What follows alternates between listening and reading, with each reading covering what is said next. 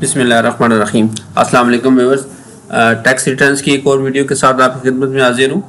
Last video में हमने income tax returns पे बात की थी और साथ ही बताया था कि इनकम टैक्स रिटर्न के साथ आपको अपनी वेल्थ स्टेटमेंट भी फाइल करनी पड़ती है। तो आज इस वीडियो में हम वेल्थ स्टेटमेंट पे बात करेंगे, कैसे आप जो है ना ऑनलाइन अपनी वेल्थ स्टेटमेंट बना के FBR के पोर्टल पे जो है वो सबमिट करवा सकते हैं, ताकि आपकी जो टैक्स रिटर्न्स है वो कंप्लीट हो जाए। तो चलें शुरू करते हैं वीडियो आज की। Please subscribe my channel and press the bell icon for latest updates. Thank you.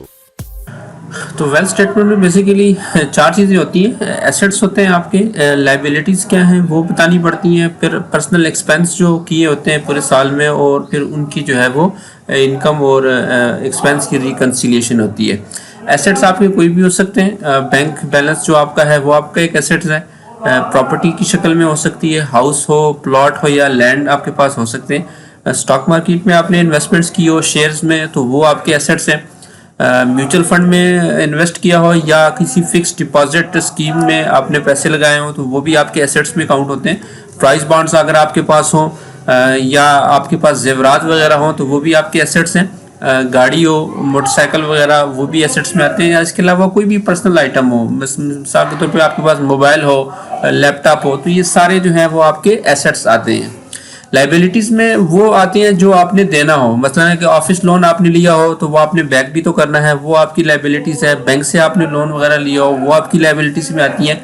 या आपने कोई इंस्टॉलमेंट्स पे कोई CSD से या शॉप से कोई चीज़ें ली हो, मोबाइल इंस्टॉलमेंट्स पे लिया हो, लैपटॉप लिया हो, फ्रिज वगैरह लिया हो, तो वो सारी जो इंस्टॉलमेंट्स होती हैं वो भी आपकी लाइबिलिटीज़ हैं, यानी कि वो रकम जो आपने पे करनी होती है वो सारी आपकी लाइबिलिटीज़ में आती हैं। इसके साथ आपने पर्सनल एक्सपेंस जो आपने पूरे साल में जो खर्चा किया हो वो आपने मेंशन करना होता है। और रिकन्सिलेशन में फिर आप बताते हो कि एक पूरे साल में जो आपको इनफ्लोज आए हैं, इनफ्लोज का मतलब है जो आपको पूरे साल की में रकम आई है आपके पास, वो बताने हैं। और आउटफ्लोज जितनी आपने मतलब है कि जितनी आपकी अमाउंट जो है वो खर्च हो गई हो, तो इन दोनों का जो डिफरेंस है वो अगर ज़ीरो आता है तो इनफ्लोज और आउटफ्लोज का जो डिफरेंस है वो ज़ीरो आना चाहिए। अगर वो इनफ्लोज और आउटफ्लोज का इक्वल ज़ीरो आ रहा है, डिफरेंस ज़ीरो आ रहा है, तो इट मीन्स कि आपकी जो वेल्थ स्टेटमेंट है वो ठीक है और वो रिटर्न जो है अभी सबमिट करवाने के काबिल है। अगर वो ज़ीरो नहीं आ रहा तो फिर उस पर थोड़ी सी वर्किंग है, आप या इनफ्लोज में कोई चीज़ मिस कर रहे हैं या फिर आउटफ्लोज में कोई चीज़ मिस कर रहे हैं। तो इसको देखते हैं FBR के पोर्टल पे हमने कैसी जो है वो एंट्रीज करनी है वो चेक करते हैं। तो ये FBR के पोर्टल पे लॉगिन होके ये ड्राफ्ट्स में आ जाने। इसमें यहाँ पे डिक्लेरेशन ओपन पड़ी होगी जिसपे हमने लास्ट टाइम पे वर्किंग की थी, इसको सिलेक्ट करके यहाँ पे एडिट पे आ जाने,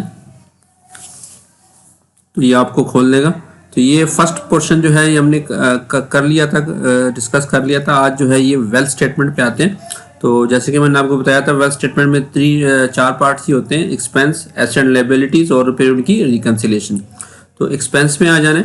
एक्सपेंस में आप यहाँ पे मुख्तलिफ किस्म के हेड्स दिए हुए हैं। रेंट आपने जितना पे किया है वो आप यहाँ पे लिख दें पूरे साल का। कुछ टैक्सेस वगैरह दिए हों वो यहाँ पे आप कर लेना है। व्हीकल्स पे आपने जितना खर्चा किया हो वो यहाँ पे आ जाएगा। इसके बाद travelling, electricity, water, gas, telephone, इन सब की जो है ना वो आपने यहाँ पे पूरे साल की कैलकुलेट करके अंदाजे से लिख लेनी है।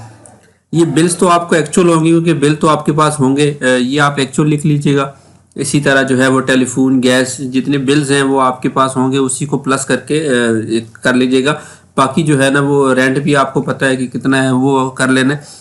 तो यहाँ पे कुछ लोग जो हैं वो इसी को अलग अलग करते हैं और कुछ जो है वो ये अदर पर्सनल एक्सपेंसेस में सारा एक ही दफ़ा लिख लेते हैं, यानी ऊपर के जितने भी एक्सपेंसेस हैं उसको प्लस करके एक ही फिगर में यहाँ पे लिख लेते हैं।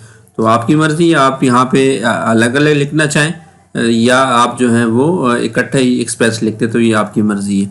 तो इस पोर्शन में आपके जितने भी एक्सपेंसेस हैं वो यहाँ पे सारे आ जाने हैं।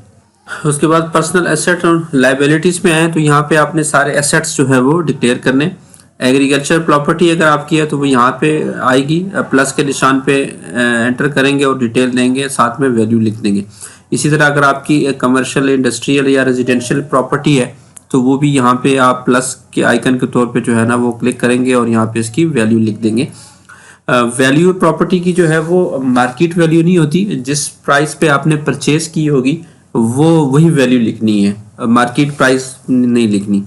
इसी तरह अगर आपने घर में कोई जानवर वगैरह रख रहे हो, बकरियां वगैरह रखी हो, तो वो ये यहाँ पे उसकी जो है ना वो अमाउंट आप लिख सकते हैं। हमारा जो मेन वो है वो ये इन्वेस्टमेंट वाला आइटम है। अगर आपने इन्वेस्टमेंट की हो, स्टॉक एक्सचेंज में इन्वेस्टमेंट की हो या किसी सर्टिफिकेट्स में, फिक्स डिपॉजिट सर्टिफिकेट में इन्वेस्टमेंट की हो या म्यूचुअल फंड में इन्वेस्टमेंट की हो, तो वो यहाँ पे आप सारे एंटर करेंगे। इसी में आपका बैंक अकाउंट की बैंक बैलेंस भी इसी में आ जाएगा। तो इन्वेस्टमेंट में सबसे पहले बैंक अकाउंट से ऐड करते हैं, प्लस पे उसी तरह क्लिक करेंगे। यहाँ पे अपना जो है वो अकाउंट नंबर दे दीजिएगा और इधर जो है अपना कोई भी बैंक अकाउंट का नाम वगैरह दे दीजिएगा, UBL या MCB वगैरह, और ओके कर दें तो आपके पास ये आ जाएगा। उसके आगे आपको 30 जून 2020 को जो बैंक स्टेटमेंट आपने लेनी है उसमें जो क्लोजिंग फिगर होगी 30 जून 2020 की, वो आपने यहाँ पे लिख लेनी है, अगर 1 लाख है 2 भी है। तो इसी तरीके से अगर आपके मल्टीपल बैंक्स हैं तो हर एक बैंक जो है ना बारी बारी यहाँ प्लस के आइकन के से जो है वो ऐड करते जाएं और उनका जो 30 जून 2020 का बैलेंस है वो यहाँ पे लिखते जाएं। इसी तरह अगर आपने इन्वेस्टमेंट ऐड करनी है, स्टॉक एक्सचेंज की इन्वेस्टमेंट ऐड करनी है, तो उसके लिए भी सेम यही है कि प्लस पे आए और यहाँ पर अपना जो आपका ब्रोकेज अकाउंट है या आपका जो CDC अकाउंट है जो भी है वो यहाँ पे आप सपोज लिख दें, ओके कर, तो ये आपका हेड आ जाएगा। मैंने 2 लाख लिख लिए। आपकी जितनी इन्वेस्टमेंट होगी वो आपने लिख लेनी है। ये भी जो है आपकी मार्केट प्राइस नहीं होगी, मतलब है कि शेयर्स जो आपको 30 जून 2020 तक उसकी जो मार्केट वैल्यू है वो नहीं लिखनी, बल्कि जिस रेट पे आपने बाय किया होगा उस पे आपने वो फिगर लिखनी है। वो आपको NCCPL की वेबसाइट से मिलेगी, वो मैं आपको दिखा देता हूँ कि आपको वो कहाँ से मिल सकती है। वो आप ये NCCPL के वेबसाइट में हैं और यहाँ पे ये CGT रिपोर्ट वाले कॉलम में ये तीसरी रिपोर्ट होगी, इन्वेंट्री डिटेल हिस्ट्री रिपोर्ट। इस पे क्लिक करें और यहाँ से आप जो है सिलेक्ट कर लें 30 जून 2020। करंट ईयर की अगर आपने फाइल करनी है तो ये 30 जून 2020 को जो स्टेट होगी उस पर क्लिक करके और यहाँ पे PDF आप डाउनलोड कर लें तो आपको इस तरह की एक फाइल मिल जाएगी। वो जो टोटल फिगर जितनी भी आएगी वो आपने यहाँ पे लिख लेनी है। इसके साथ साथ अगर आपके उसमें कैश भी पड़ा हुआ है, ये तो वो हो गया ना जो आपने डिलीवरीज ली हुई हैं, जो आपको जो है ना वो शेयर्स आपके पास हैं। अगर आपके उस अकाउंट में कोई कैश भी पड़ा हुआ है तो उसको भी आप जो है ना वो चाहे तो इसी में प्लस कर लें या चाहे के लिए इसको जो है ना वो अलग से एंट्री डाल दीजिएगा। उसी तरह एंट्री डाल दें, मतलब है जो अकाउंट नंबर होगा और यहाँ पे आप देख सकते हैं कि जी कैश बैलेंस विद आपका जो हाउस होगा, तो उसमें जो है ना वो आप लिख ले जितना आपका कैश होगा वो आप लिख सकते हैं। दोनों तरीके सही हैं, या तो इसी में वो प्लस कर लें या अलग कर लें, जो जिस तरह आपको इजी लगता हो। तो इसी तरह आपने सारे अकाउंट्स अपने यहाँ पे ऐड कर लेने। अगर आपने म्यूचुअल फंड को भी ऐड करना है तो सिंपल उसी तरह प्लस पे कर लें और यहीं पे आप अकाउंट नंबर अपना दे दें, म्यूचुअल फंड का जो आपका अकाउंट नंबर होगा, और साथ में आप लिख दें कि जी कौन सा आपने सपोज मीज़ान इन्वेस्टमेंट में आपने वो किया है, फंड में, इस्लामिक फंड में, उसको ओके कर दें। उसका भी हेड बन जाएगा, उसमें जितने होंगे उसकी आपको रिपोर्ट्स उसकी आपको जो है ना वो मिल जाएगी। उनसे डिटेल ले लीजिएगा कि 30 जून को जो वैल्यू थी वो आपने यहाँ पे डाल देनी है, सपोज वो मैंने यहाँ पे रख दी। तो इस तरह से आपने अपनी जितनी इन्वेस्टमेंट्स हैं वो यहाँ पे आपने सारी इस तरह ऐड कर लेनी है। आपकी जो मोटर व्हीकल्स वगैरह हैं वो आप यहाँ पे ऐड कर सकते हैं। इसी तरह प्लस के आइकन पे क्लिक करेंगे, एंट्री बनाएंगे और वहाँ पे अपनी वैल्यू लिख लेनी है। और इसी तरह अगर आपके पास जो है वो कोई गोल्ड वगैरह है वो भी आप यहीं पे एंटर करेंगे, प्लस पे करके उसकी एंट्री बनेगी और साथ में उसकी वैल्यू लिख लेनी है।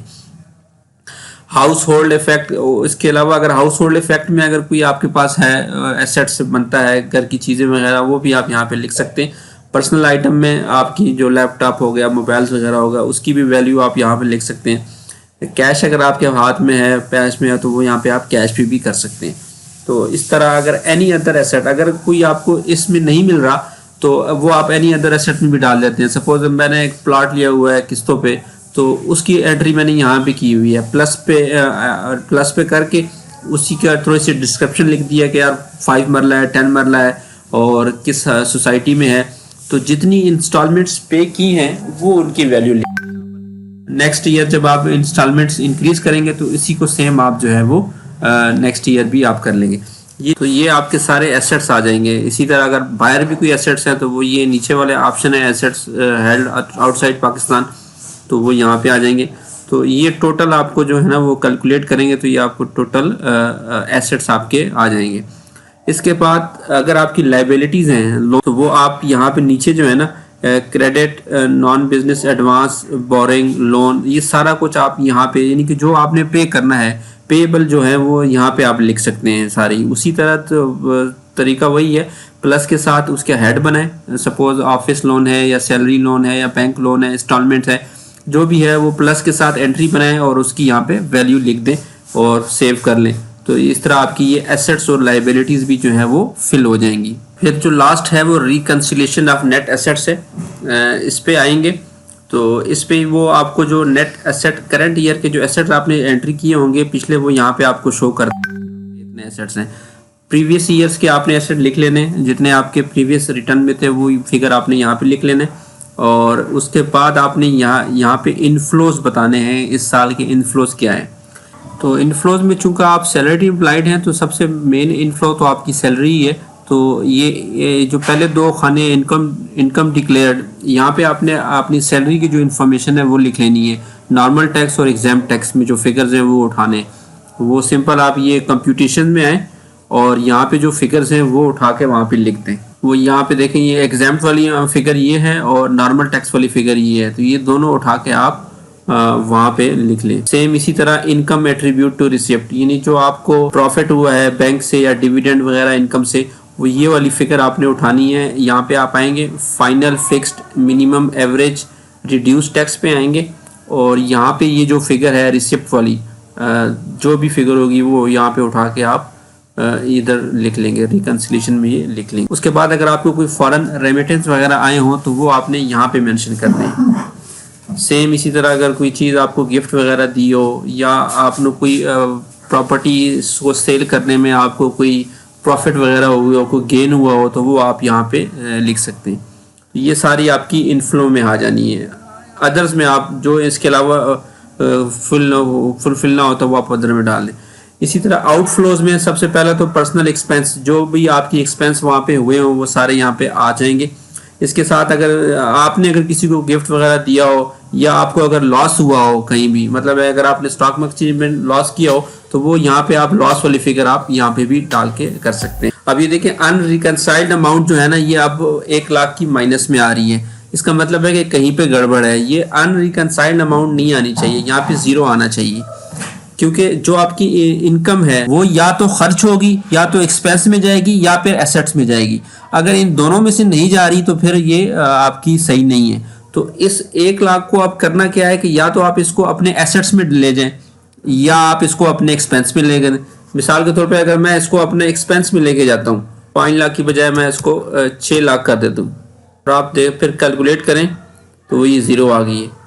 ठीक है, ये तो एक तरीका हो गया। दूसरा क्या है कि एक्सपेंस मैं नहीं कर रहा, मैं इसको एसेट्स में लेके जा रहा हूँ। तो फिर मैं यहाँ पे आऊँगा, एसेट्स में आऊँगा। यहाँ पे एसेट्स में इन चीज़ों को मैं चेंज नहीं कर सकता क्योंकि जिसके मेरे पास जो है ना वो रिटर्न में है, फिगर्स हैं, उनको तो मैं चेंज नहीं कर सकता। लेकिन ये हाउस होल्ड आइटम हो गया, ये पर्सनल आइटम हो गया या कैश हो गया, इनको मैं जो है ना वो चेंज कर सकता हूँ। तो मैं सपोज हाउस होल्ड में मैं ये लिख देता हूँ, ये फिगर मैं हाउस होल्ड में डाल देता हूँ और फिर कैलकुलेट करता हूँ तो वो रिकनसाइल हो चुका होगा। ठीक है, इतनी मकसद ये है कि यहाँ पे जितनी अमाउंट होगी ना, या आपने उसको एक्सपेंस में शो करना है, अगर एक्सपेंस में नहीं करना तो वो मस्ट आपकी जो है ना उसमें जाएगी, जो वो आपके उसमें एसेट्स में जाएगी या लाइबिलिटीज में भी जा सकती है। 1 लाख जो है अगर आपके पास लोन की सूरत में है तो वो जब आप लोन में करेंगे तो वो ये तब भी जो है वो रिकनसाइल हो जाएगी। ये जब तक ये 0 नहीं आती उस टाइम तक आप जो है ना ये रिटर्न फाइल करने नहीं देगा। ये 0 आएगी तो तभी आप जो है ना वो रिटर्न फाइल कर सकेंगे। ठीक है, तो फिर जब आप अपनी वर्किंग कर लेने के बाद आप जब उसको सबमिट करेंगे तो वो आपसे पूछेगा कि भाई ये सबमिट करने के बाद ये एडिटेबल नहीं होगा। एक दफ़ा आपने सबमिट कर दिया तो फिर उसको एडिट नहीं कर सकते।